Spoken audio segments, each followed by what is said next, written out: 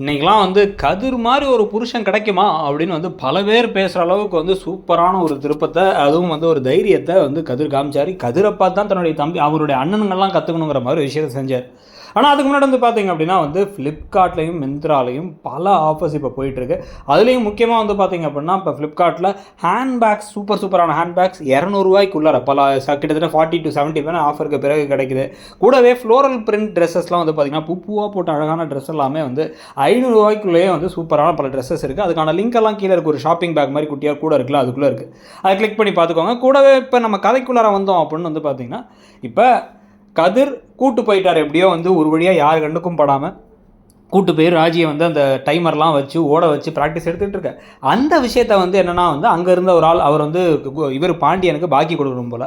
முதல் 2 பொண்ணுங்களில் ஒரு மருமகளில் ஒரு பொண்ணை வந்து நீ டீச்சர் ஆக்கிட்ட, இன்னொரு பொண்ணு கவர்மெண்ட் வேலை பார்க்குது, 3வது மருமகளை வந்து நீ தான் ராஜேஸ்வரியை வந்து போலீஸ் ஆக்க போறியாமே அப்படின்னா அவர் அப்படிலாம் இல்லைங்கிறார். உடனே அங்கே பாரு அப்படின்ட்டு உன் பையன் இங்கே தான் அடிக்கடி வராருன்னு சொன்ன உடனே கடுப்பாய் அதை வீட்டில் கொண்டு போய் உடைக்க எல்லாட்டையும் மாற்றி கேட்டு இந்த தடவை மீனாவை சந்தேகப்படுறாங்க. உனக்கு தெரியுமாமா இது ஏற்கனவே தெரிஞ்சிருக்குமே அப்படின்னா அவங்க எனக்கு எதுவும் தெரியாதுன்னு விலகிக்கிறாங்க.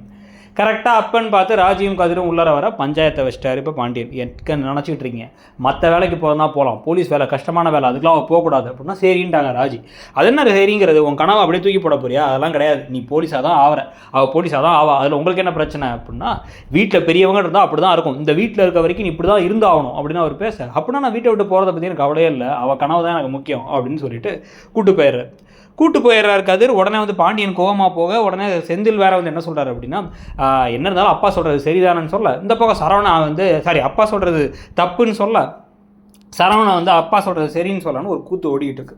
உடனே இப்போ வந்து கோமதி சரி பண்ண போகிறதுக்கு முன்னாடி ராஜிக்கிட்ட கதிர் வந்து தைரியமாக இருந்து சூப்பராக சொல்லிருக்காரு. நீங்கள் நினைக்கிறீங்க?